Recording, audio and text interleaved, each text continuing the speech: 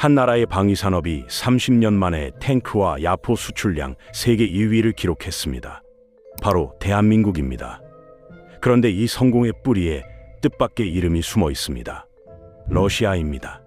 빚 대신 받은 고철 덩어리가 어떻게 세계 최강의 무기로 진화했을까요?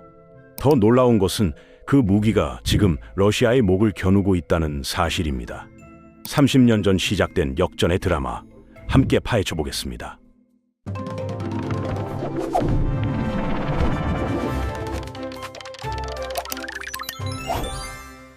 2024년 국군의 날, 전 세계 군사 전문가들이 경악했습니다. 한국이 공개한 현무-5 미사일 때문이었습니다. 전체 무게 약 36톤에 달하는 이 거대한 미사일은 탄두 중량만 9톤입니다. 탄두 중량이란 미사일이 목표물에 떨어뜨리는 폭발물의 무게를 말합니다. 9톤이면 중형 버스 3대를 합친 무게와 비슷합니다. 핵무기 없이도 지하 깊숙한 곳의 벙커를 완전히 파괴할 수 있는 위력입니다. 세계 언론들은 앞다투어 이 미사일을 분석하기 시작했습니다. 그런데 분석 결과가 묘했습니다. 미국의 동맹국인 한국의 무기에서 러시아 무기의 설계 철학이 짙게 느껴졌기 때문입니다. 단순한 우연이 아니었습니다. 현무 미사일의 외형을 보면 러시아의 이스칸데르 미사일과 놀라울 정도로 닮아 있습니다. 물론 단순 복제가 아닙니다. 한국은 러시아의 기계공학적 장점을 흡수하고 여기에 세계 최고 수준의 전자공학 기술을 접목했습니다.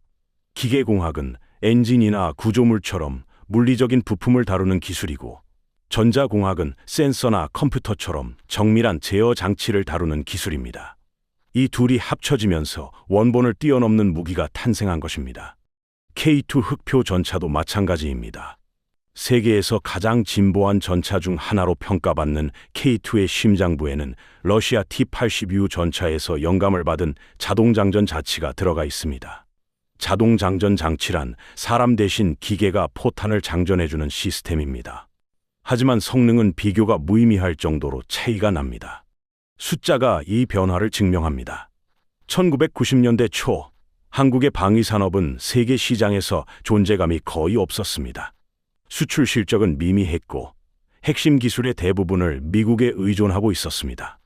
그런데 2024년 기준 한국은 탱크와 야포 인도량에서 미국을 제치고 세계 1위를 기록했습니다. 방산 매출 증가율도 세계 3위입니다. 30년 사이에 무슨 일이 있었던 걸까요? 진짜 파열음은 숫자가 아니라 역사의 아이러니에서 났습니다. 지금 한국 무기를 가장 두려워하는 나라가 바로 러시아라는 사실입니다. 폴란드 국경에 배치된 K2 전차와 K9 자주포가 겨누고 있는 대상이 바로 러시아군이기 때문입니다. 이것은 30년 전 러시아가 한국을 얕잡아보고 던져준 기술이 부메랑이 되어 돌아온 이야기입니다. 역사상 가장 통쾌한 역전의 드라마가 어떻게 시작되었는지 알려면 1990년대로 거슬러 올라가야 합니다. 당시 한국은 딜레마에 빠져 있었습니다. 북한의 위협에 대응해야 했지만 미국은 핵심 기술을 쉽게 공유하지 않았습니다. 블랙박스라고 불리는 핵심 부품은 열어볼 수도 없었고 수리조차 미국 기술자의 손을 빌려야 했습니다. 독자적인 방위 역량을 키우고 싶어도 길이 막혀 있었습니다. 바로 그때 생각지도 못한 곳에서 기회가 찾아왔습니다. 냉전의 한 축이었던 소련이 무너진 것입니다. 그리고 그 잔해 속에서 한국 방위산업의 미래를 바꿀 보물이 모습을 드러내기 시작했습니다. 1991년 소비에트 연방이 무너졌습니다. 70년간 미국과 세계를 양분하던 초강대국의 몰락이었습니다. 소비에트 연방은 지금의 러시아를 중심으로 15개 나라가 모인 거대한 공산주의 국가였습니다. 이 연방이 해체되면서 러시아는 하루아침에 경제 위기에 빠졌고 외채를 갚을 능력조차 없었습니다. 이때 한국에게도 골치 아픈 문제가 있었습니다. 소련 시절에 빌려준 30억 달러를 어떻게 돌려받느냐는 것이었습니다. 30억 달러면 당시 환율로 약 2조 4천억 원에 달하는 큰 돈이었습니다. 한국은 1988년 서울올림픽을 성공적으로 치른 뒤 북방 외교를 추진하며 소련과 경제 협력을 확대하고 있었습니다. 북방 외교란 공산권 국가들과 관계를 개선하려는 외교 정책이었습니다. 그 과정에서 상당한 규모의 돈을 빌려줬는데 소련이 갑자기 사라져버린 것입니다. 러시아의 대답은 냉담했습니다. 돈이 없으니 현물로 갚겠다는 것이었습니다. 그 현물이란 바로 군사 장비였습니다. 한국으로서는 황당한 제안이었지만 어차피 돈을 받을 수 없는 상황이었습니다. 이것이라도 받자는 판단이 내려졌습니다. 이렇게 시작된 것이 바로 불곰 사업입니다. 불곰은 러시아를 상징하는 동물입니다. 1995년부터 2006년까지 진행된 이 사업을 통해 한국은 러시아로부터 다양한 군사 장비를 들여왔습니다. T-80U 전차가 가장 핵심이었고, 그 외에도 보병이 타고 다니며 싸우는 장갑차, 어깨에 메고 쏘는 휴대용 미사일 등 다양한 장비가 포함되어 있었습니다. 러시아는 이 거래를 대수롭지 않게 생각했습니다. 어차피 한국은 미국의 동맹국이니 러시아 무기를 실전에 쓸 일이 없을 것이고 기술 수준도 따라올 수 없을 것이라 여겼습니다. 그래서 수출용으로 성능을 낮춘 버전이 아니라 러시아군이 실제로 사용하는 내수용 자유용 장비를 보냈습니다. 보통 무기를 수출할 때는 핵심 기술이 유출되지 않도록 성능을 낮추어 보내는 것이 관례입니다. 하지만 러시아는 이런 기본적인 주의조차 기울이지 않았습니다. 이것이 러시아의 첫 번째 실수였습니다. 한국의 기술 수준을 완전히 과소평가한 것입니다. 당시 한국은 이미 반도체와 전자산업에서 세계 정상급 기술력을 보유하고 있었습니다. 삼성과 현대 같은 기업들이 세계 시장에서 두각을 나타내고 있었습니다. 부족한 것은 무기 체계의 설계 경험과 기계공학적 노하우였을 뿐입니다. 러시아 장비들이 부산항에 도착하자마자 한국의 연구진들은 밤잠을 잊고 분석에 들어갔습니다. 녹슨 외관 아래 숨겨진 보물이 그 안에 있었습니다. 미국이 절대로 보여주지 않던 군사 기술의 핵심들이 러시아 무기 안에 고스란히 담겨 있었던 것입니다. 불곰 사업으로 들여온 장비들 중에서 가장 주목받은 것은 T-80U 전차였습니다. 당시 세계에서 가장 진보한 전차 중 하나로 평가받던 무기였습니다. 한국 연구진은 이 전차를 완전히 분해했습니다. 엔진부터 포탑, 장갑, 그리고 자동 장전 장치까지 모든 부품을 낱낱이 해체했습니다. 자동 장전 장치는 특히 중요한 기술이었습니다. 서방 전차들은 대부분 사람이 직접 포탄을 장전합니다. 그래서 장전수가 필요하고 승무원이 4명이 됩니다. 하지만 러시아 전차는 기계가 자동으로 포탄을 장전합니다. 덕분에 승무원이 3명이면 충분하고 전차의 크기도 작아집니다. 전차가 작아지면 적에게 맞을 확률도 줄어들기 때문에 전투에서 유리합니다. 문제는 러시아의 자동 장전 장치에 치명적인 약점이 있다는 것이었습니다. 포탑 아래 회전식 탄약고에 포탄이 노출되어 있어서 피격 시 유폭 위험이 컸습니다. 유폭이란 탄약에 불이 붙어 연쇄 폭발하는 현상입니다. 실제로 우크라이나 전쟁에서 러시아 전차들이 포탑이 통째로 날아가는 모습이 여러 차례 포착되었습니다. 전문가들은 이 현상을 잭 인 더 박스 현상이라고 부릅니다. 장난감 상자에서 인형이 튀어나오듯 전차 포탑이 하늘로 솟구치는 모습을 빗댄 표현입니다. 한국 연구진은 이 문제를 정확히 파악했습니다. 그리고 해결책을 찾았습니다. 자동 장전 장치의 장점은 살리되 탄약고를 포탑 후방에 분리된 공간에 배치했습니다. 그리고 폭발 시 압력을 외부로 배출하는 블로우오프 패널을 장착했습니다. 블로우오프 패널은 폭발이 일어났을 때 특정 방향으로 압력을 빼주는 안전장치입니다. 이렇게 하면 탄약고가 폭발해도 승무원이 살아남을 가능성이 높아집니다. 미사일 기술도 마찬가지였습니다. 러시아의 이스칸데르 미사일은 비행 중 궤도를 불규칙하게 바꾸는 기술로 유명합니다. 마치 축구에서 무회전 킥을 찬 공처럼 예측할 수 없는 움직임을 보입니다. 이렇게 하면 적의 미사일 방어 체계가 요격하기 어렵습니다. 한국 연구진은 이 원리를 분석하고 여기에 세계 최고 수준의 정밀 유도 기술을 접목했습니다. 러시아 기술자들도 놀랐다는 이야기가 전해집니다. 한국의 센서 기술과 전자 장비 수준이 자신들의 예상을 훨씬 뛰어넘었기 때문입니다. 소련 시절부터 축적된 기계공학의 노하우와 한국의 첨단 전자공학이 만나는 순간 새로운 차원의 무기가 탄생할 수 있는 토대가 마련되었습니다. 이 시기 한국이 얻은 것은 단순한 기술 정보가 아니었습니다. 무기를 설계하는 철학과 접근 방식을 배운 것입니다.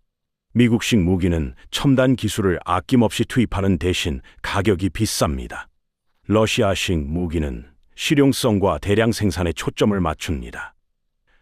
한국은 이 두 가지 장점을 모두 취하는 방법을 터득했습니다. 성능은 최고로 유지하면서도 가격 경쟁력을 갖추는 것. 이것이 바로 K방산의 핵심 경쟁력이 되었습니다. 불곰 사업의 성과가 본격적으로 드러나기 시작한 것은 2000년대 중반부터였습니다. K2 흑표 전차 개발 사업이 가시적인 성과를 내기 시작했고 현무 미사일 시리즈도 급속도로 발전했습니다. K2 흑표는 2014년 실전 배치가 시작되었습니다. 세계 최초로 능동방어 시스템을 탑재한 전차였습니다. 능동방어 시스템이란 적의 미사일이나 포탄이 날아오면 이를 감지하고 자동으로 요격하는 장치입니다. 마치 전차가 스스로를 보호하는 보이지 않는 방패를 두른 것과 같습니다. 이 기술 덕분에 K2는 생존성이 크게 높아졌습니다. 화력 면에서도 K2는 세계 최정상급입니다. 120mm 활강포는 4km 이상 떨어진 목표물을 정확히 타격할 수 있습니다. 활강포란 포신 안쪽에 홈이 없는 대포로 더 빠른 속도로 포탄을 발사할 수 있습니다. 4km면 서울 광화문에서 서울역까지의 거리와 비슷합니다. 자동 장전 장치 덕분에 분당 10발 이상의 포탄을 발사할 수 있어 웬만한 전차보다 화력 투사 능력이 뛰어납니다. 기동성도 놀랍습니다. 1500마력의 엔진을 탑재한 K2는 시속 70km로 달릴 수 있습니다. 55톤이 넘는 쇳덩이가 고속도로 자동차만큼 빠르게 움직이는 것입니다. 험한 지형에서도 자세를 자동으로 조절하는 현수장치 덕분에 안정적인 주행이 가능합니다. 심지어 수심 4m 이상의 하천도 도하할 수 있습니다. K9 자주포는 또 다른 성공 사례입니다. 자주포란 스스로 움직일 수 있는 대포를 말합니다. K9은 155mm 포탄을 40km 이상 날려보낼 수 있습니다. 서울에서 수원까지 포탄을 쏠 수 있는 거리입니다. 이 자주포는 세계에서 가장 많이 수출된 자주포가 되었습니다. 터키, 폴란드, 핀란드, 노르웨이, 에스토니아 등 여러 나라가 K9을 도입했거나 도입을 결정했습니다. 현무 미사일 시리즈의 발전은 더욱 극적입니다. 현무 -1로 시작해 현무 -2, 현무 -3, 현무 -4를 거쳐 현무 -5에 이르기까지 사거리와 위력이 계속 증가했습니다. 현무 -5는 탄두 중량이 9톤에 달해 핵무기 없이도 지하 깊은 곳의 벙커를 파괴할 수 있습니다. 이 모든 발전의 배경에는 불곰 사업을 통해 축적된 기술과 경험이 있었습니다. 러시아에서 배운 설계 철학을 바탕으로 한국은 자체적인 연구 개발 역량을 키워나갔습니다. 단순한 모방이 아니라 스승을 넘어서는 창조의 단계로 도약한 것입니다. 2024년 기준 한국은 탱크와 야포 인도량에서 미국을 제치고 세계 1위를 기록했습니다. 방산 매출 증가율도 세계 3위입니다.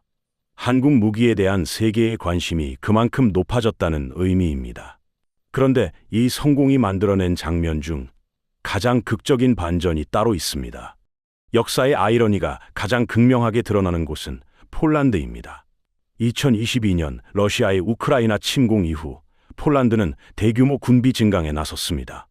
폴란드는 러시아와 국경을 맞대고 있어 위협을 가장 직접적으로 느끼는 나라 중 하나입니다. 그리고 폴란드가 선택한 무기가 바로 한국산이었습니다. 폴란드는 K2 전차 1000대와 K9 자주포 600문 이상을 도입하기로 결정했습니다. 계약 규모만 수십조 원에 달하는 역대급 거래였습니다. 폴란드가 한국 무기를 선택한 이유는 명확했습니다. 성능은 세계 최고 수준이면서 가격은 미국이나 독일 무기보다 합리적이었기 때문입니다. 독일의 레오파르트 전차나 미국의 에이브럼스 전차와 비교해도 성능이 뒤지지 않으면서 가격은 더 저렴했습니다. 무엇보다 중요한 것은 납기였습니다. 납기란 물건을 주문받고 실제로 배달하는 데 걸리는 시간을 말합니다. 폴란드는 러시아의 위협을 눈앞에 두고 있었기에 하루라도 빨리 무기가 필요했습니다.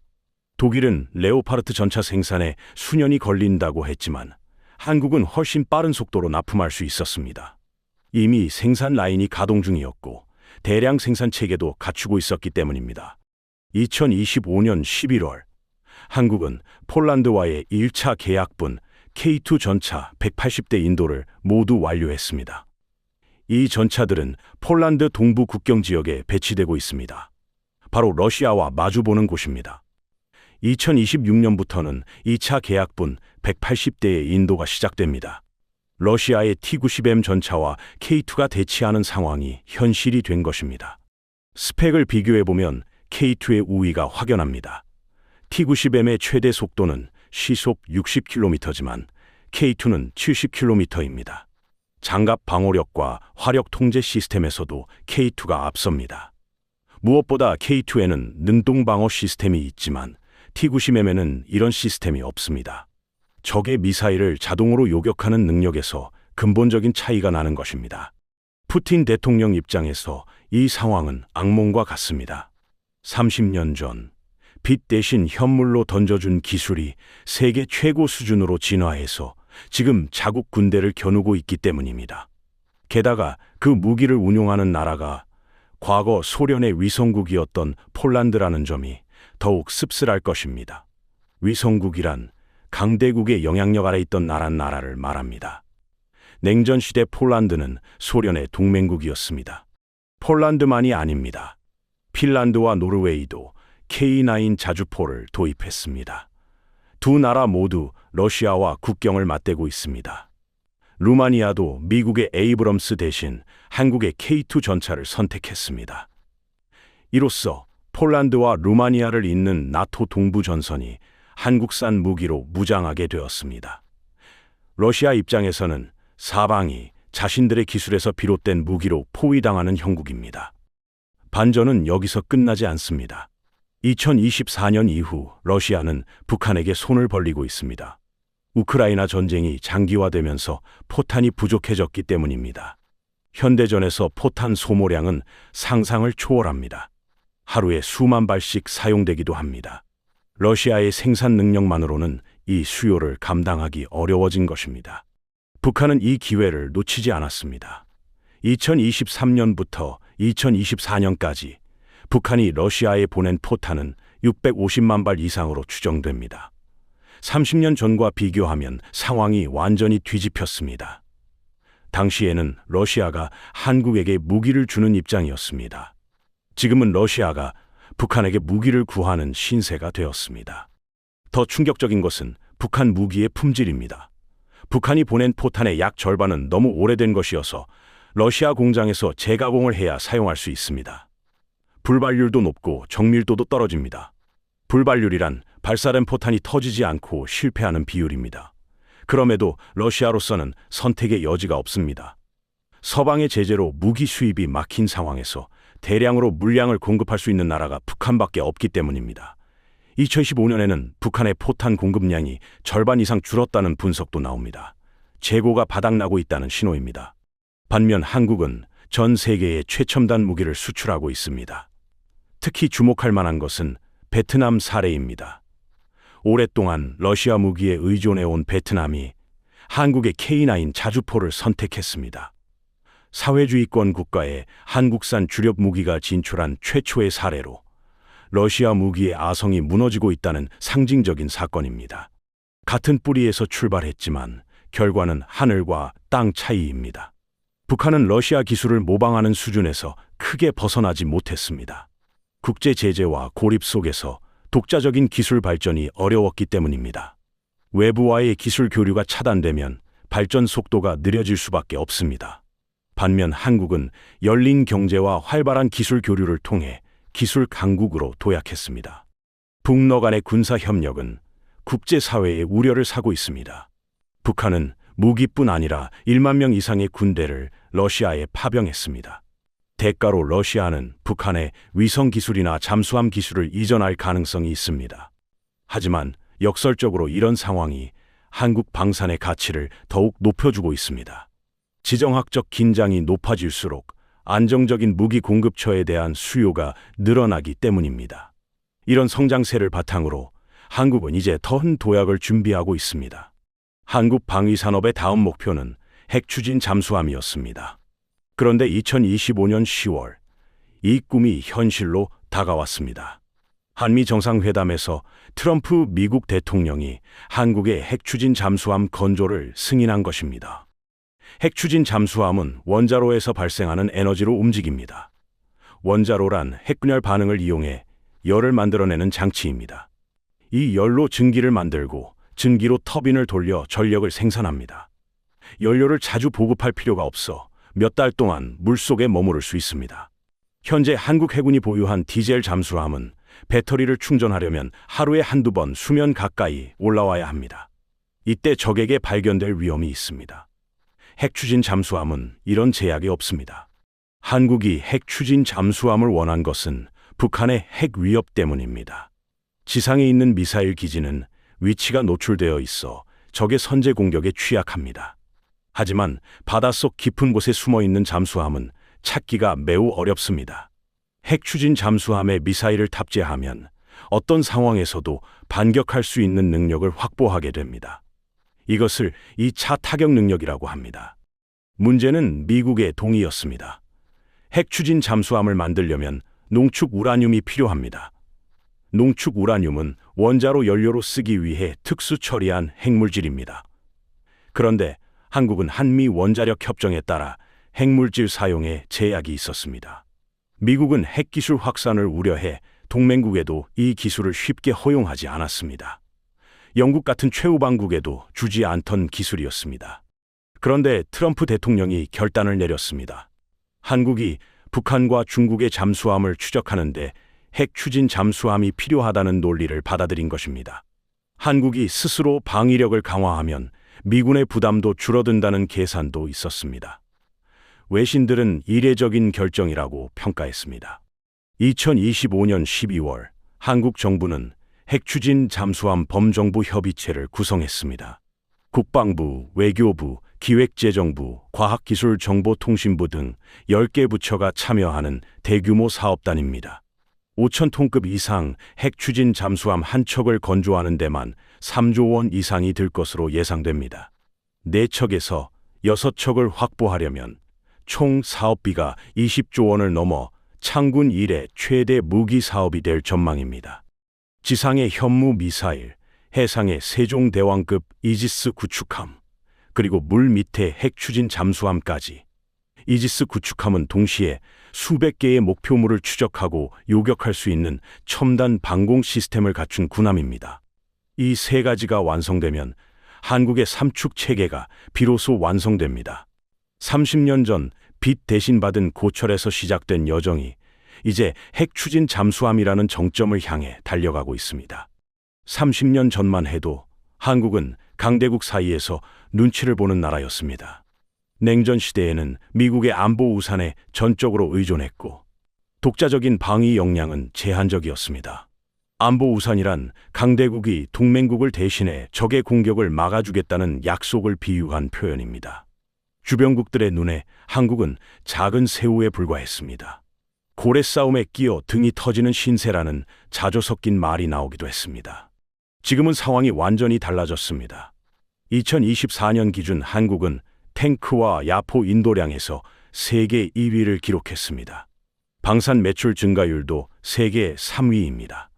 단순히 무기를 많이 파는 것을 넘어 세계 최고 수준의 기술력을 인정받고 있습니다. K2 전차, K9 자주포, 현무 미사일은 각 분야에서 최정상급으로 평가받습니다. 이제는 나토 동맹국들이 한국 무기를 구매하기 위해 줄을 서는 상황입니다. 이 변화의 시작점에 러시아의 실수가 있었습니다. 빛 대신 고철을 던져줘도 괜찮다고 생각한 것이 첫 번째 실수였습니다. 수출용이 아니라 내수용 장비를 보낸 것이 두 번째 실수였습니다. 한국의 기술 역량을 과소평가한 것이 세 번째 실수였습니다. 이 세 가지 실수가 겹치면서 러시아는 스스로 경쟁자를 키우는 결과를 낳았습니다. 한국은 이 기회를 놓치지 않았습니다. 러시아 무기를 분석하고 배웠습니다. 단순히 베끼는 것이 아니라 약점을 보완하고 강점을 더했습니다. 그 결과 원본을 뛰어넘는 무기를 만들어냈습니다. 옛말에 청출어람이라는 말이 있습니다. 푸른색이 쪽에서 나왔지만 쪽보다 더 푸르다는 뜻으로 제자가 스승을 넘어서는 것을 의미합니다.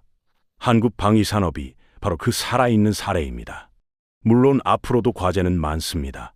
핵 추진 잠수함 건조, 방산 수출의 지속 가능성, 기술 인력 확보 등 해결해야 할 문제들이 쌓여 있습니다. 방산 산업은 한 번 주문받으면 끝이 아니라 수십 년간 유지 보수와 업그레이드를 지원해야 합니다. 이런 장기적인 역량을 갖추는 것도 중요한 과제입니다. 하지만 30년 전과 지금을 비교하면 한국이 얼마나 멀리 왔는지 알 수 있습니다. 기술도 없고 경험도 없던 시절, 빚 대신 받은 고철 덩어리로 시작한 여정이 여기까지 왔습니다. 강대국 사이에서 눈치 보던 새우, 대한민국은 이제 없습니다. 건드리면 뼈가 부러질 각오를 해야 하는 고슴도치가 되었습니다. 작지만 날카로운 가시로 무장한 나라, 함부로 손대면 큰 대가를 치러야 하는 나라가 된 것입니다. 30년 전 러시아가 던져준 씨앗이 이렇게 자랄 줄 그때는 아무도 몰랐습니다. 러시아의 실수가 만들어낸 나비 효과를 살펴보았습니다. 30년 전 빚 대신 던져준 고철 덩어리가 세계 최강의 무기로 진화하고 그 무기가 다시 러시아의 목을 겨누게 된 역사의 아이러니입니다. 이제 한국은 핵 추진 잠수함까지 손에 넣으려 하고 있습니다. 위기를 기회로 바꾸는 것, 받은 것을 뛰어넘는 것. 이것이 바로 한국이 걸어온 길입니다. 그렇다면 K방산의 다음 도전은 무엇일까요? 다음 영상에서는 한국이 하늘에서 준비하고 있는 또 하나의 괴물 KF-21 보람의 전투기에 대해 다뤄보겠습니다. 여러분은 K방산 하면 가장 먼저 떠오르는 무기가 무엇인가요? 댓글로 의견을 남겨주시면 다음 영상에 적극 반영하겠습니다. 이처럼 한국의 숨겨진 저력을 파헤치는 이야기, 놓치고 싶지 않으시다면 지금 구독과 좋아요를 눌러주십시오. 구독자분들께는 새로운 영상을 가장 먼저 전해드리겠습니다. 그럼 다음 영상에서 뵙겠습니다.